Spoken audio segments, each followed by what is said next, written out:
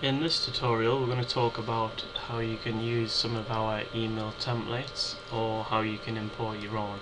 So the content hub that you're seeing at the moment is accessible via the emails tab on the left hand side. So within this section you have the template library, which has over 80 responsive templates within it. So if I click on that, we can then go into that template library and have a look at the different templates that we have. So they're all built in terms of layouts in different categories, so regardless of what industry you're in, there'll always be a template available for you. So the way it works is you just hover over a certain template that you want. You can click to view it in full view by the magnifying glass, so you can scroll down and obviously see it and how it looks. You can select the option in the yellow there just to actually use that template in the editor, or when you're hovering over one of them you can just click on the select button. You'll see there's some other ones further down, so we can actually look at those as well, such as this one here. So if we have a look at the newsletter one, I'm going to click on the magnifying glass to view it in full. You can see that it's responsive as it gives you a slight mobile view. Obviously when you're in editing the email you can see the mobile view in full, but that's how you would look at it, and obviously you can select it and then again it will take you into the editor. So I'm just going to come back and view the other options that we have rather than using one of our templates.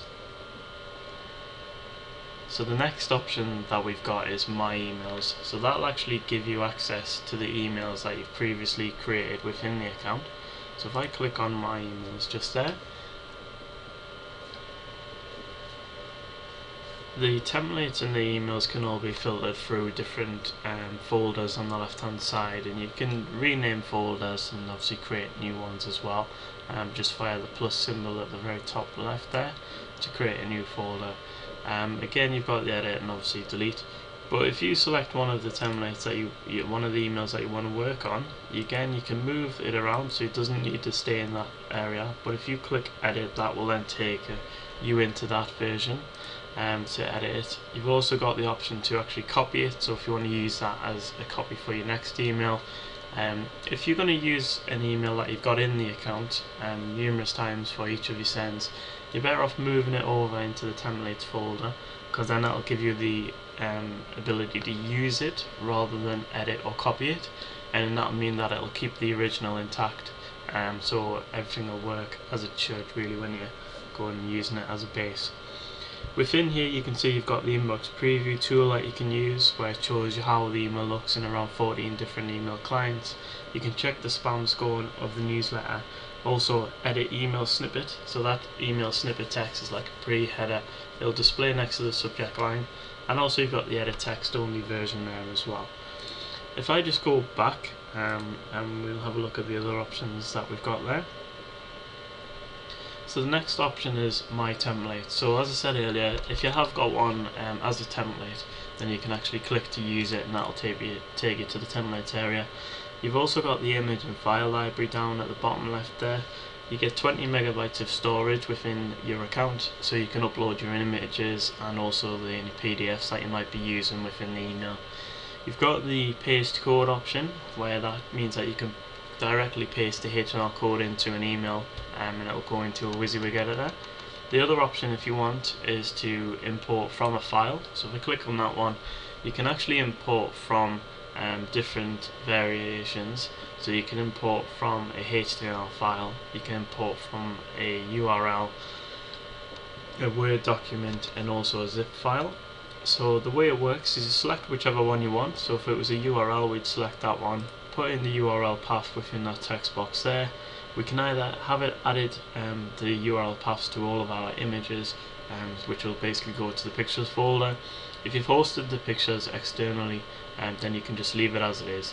Scroll down to the bottom there, you've got the option to choose what folder it goes into. Bear in mind, if you have it as a template, then it will be used as a template and you can just reuse that over and over again. Once you've selected one, you can name it, so it might be just new email, and then down at the bottom we can just click the blue button to import it. Further up again, like I said before, you've got the zip folder where you can have the HTML file with all of the images, and that'll just upload in one go.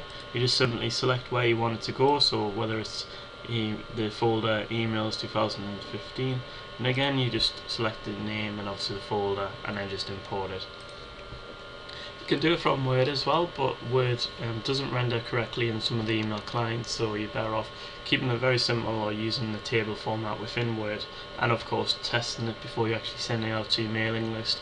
There are numerous templates that you can use within the account, so if you're going to do it from Word, I would suggest that you just bear in mind that the templates are there to be used, so it might be better for an overall experience just to spend a little bit more time in using the templates that we give you access to. So within this section, the final option is the RSS feed, and that allows you to actually import from a blog, so or any other RSS feeds that you've got.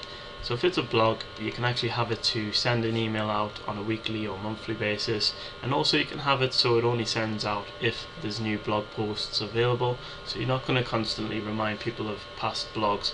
You can have it a bit more sophisticated than that, so it only sends out an email when necessary.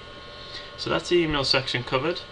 We will be covering all of the other sections within the account as well, so by all means check out some of the other videos that we have